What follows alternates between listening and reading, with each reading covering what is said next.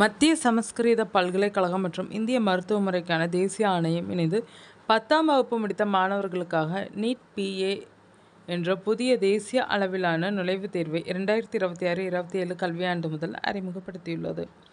இப்புதிய திட்டத்தின்படி 10ஆம் வகுப்பு முடித்த மாணவர்கள் 2 ஆண்டுகள் ப்ரீ ஆயுர்வேதா என்ற மேல்நிலை கல்விக்கு இணையான அடிப்படை படிப்பை பயில்வார்கள். அதனைத் தொடர்ந்து 4½ ஆண்டுகள் பிஏஎம்எஸ் இளநிலை மருத்துவ படிப்பும் 1 ஆண்டு கால மருத்துவமனை பயிற்சியும் என மொத்தம் 7½ ஆண்டுகளில் ஆயுர்வேதா மருத்துவர் பட்டத்தை பெற வழிவகை செய்யப்பட்டுள்ளது.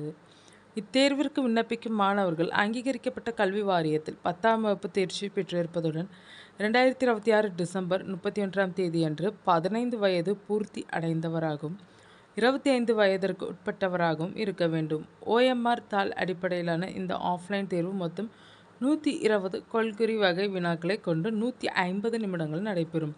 தவறான பதில்களுக்கு கழித்தல் மதிப்பெண்கள் இல்லாத இத்தேர்வில் சமஸ்கிருதம், இலக்கணம், இலக்கியம், அறிவியல், இயற்பியல், வேதியியல், உயிரியல் மற்றும் கணிதம் மற்றும் ஆயுர்வேதத்தின் அடிப்படை தத்துவங்கள் ஆகிய 3 பிரிவுகளில் இருந்து கேள்விகள் கேட்கப்படும்.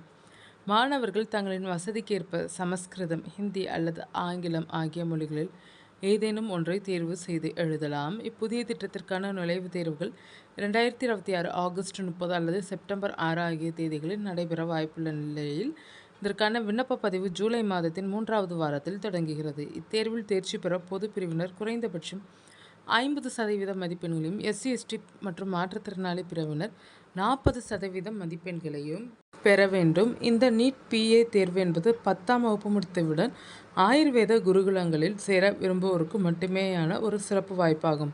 ஒருவேளை இப்பாடத்திட்டம் கடினமாக தோன்றினால் மாணவர்கள் வழக்கம் போல் 11, 12ஆம் வகுப்புகளில் அறிவியல் பாடங்களை எடுத்து படித்துவிட்டு பின்னர் நீட் யுஜி தேர்வு எழுதி மற்ற மருத்துவக் கல்லூரிகளில் பிஏஎம்எஸ் படிப்பில் சேரலாம். இருப்பினும் இப்புதிய தேர்வு முறை கல்வித்துறையில் பல்வேறு சர்ச்சைகளையும் விவாதங்களையும் எழுப்பியுள்ளது. ஏற்கனவே நீட் தேர்வால் மருத்துவக் கல்வி மாநிலங்களின் கட்டுப்பாட்டை விட்டு சென்று விட்டதாக கூறப்படும் சூழலில் தற்போது சமஸ்கிருதத்திற்கு முக்கியத்துவம் அளிக்கும் வகையில் கொண்டு வரப்பட்டுள்ள இந்த மாற்றம் கூடுதல் சிக்கல்களை உருவாக்கும் என விமர்சகர்கள் அஞ்சுகின்றனர். குறிப்பாக சமஸ்கிருதம் பயில்பவர்களுக்கு மட்டுமே இத்தகைய வாய்ப்புகள் எளிதில் கிடைக்கும் சூழல் உருவாக்கப்பட்டுள்ளதாக குற்றச்சாட்டுகள் எழுந்துள்ளனர். இது குறித்து கூடுதல் விவரங்கள் மற்றும் பாடத்திட்டங்களை அறிய விரும்பும் மாணவர்கள் www.sanskrit.nic.in என்ற அதிகாரப்பூர்வ இணையதளத்தை பார்வையிடலாம்.